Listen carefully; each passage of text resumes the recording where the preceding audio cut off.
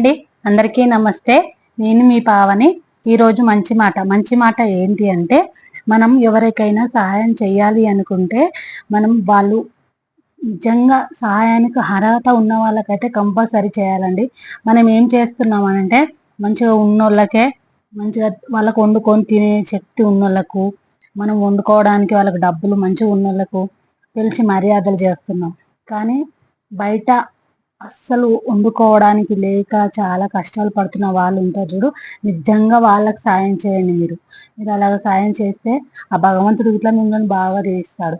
మనం మంచిగా వండుకొని తినే వాళ్ళకు, మంచిగా హెల్తీగా ఉన్న వాళ్ళకి హెల్ప్ చేస్తే ఆ దేవుడికి ఏం నచ్చుతుంది చెప్పండి.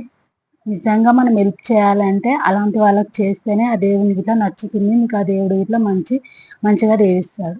అర్థమవుతుందా? వాళ్ళకి వండుకోవడానికి శక్తి ఉంటుంది, వండుకోవడానికి డబ్బులు ఉంటాయి, అన్నీ ఉంటాయి. కాకపోతే వండుకోవాలంటే బద్ధకం. అలాంటి వాళ్ళకి మనం హెల్ప్ చేస్తున్నాం. కానీ కొంతమంది ఎలా ఉంటారంటే వండుకోలేని సిచ్యువేషన్లు ఉంటారు. వాళ్ళకు ఫిజికల్గా పనిచేయది, లేకపోతే డబ్బు ఉండదు, లేకపోతే ఇంకేదో సమస్యలు, అలాంటి వాళ్ళకి మనం హెల్ప్ చేయం. మంచిగా అందంగా ఉన్న వాళ్ళు కావాలి మనకి, ఆస్తి ఉన్న వాళ్ళు కావాలి మనకి. అలాంటి వాళ్ళకి పిలిచి భోజనం పెడతాం, డిన్నర్ రకాన్ని పిలుస్తాం, భోజనానికి అని పిలుస్తాం. అర్థమవుతుందా? అలాంటి వాళ్ళకి పెడితే దేవుడు ఏం మనకు బ్లెస్సింగ్స్ అయితే ఇవ్వడు, నాకు తెలిసి అయితే. ఓకేనా? నచ్చితే కనుక లైక్, సబ్స్క్రైబ్.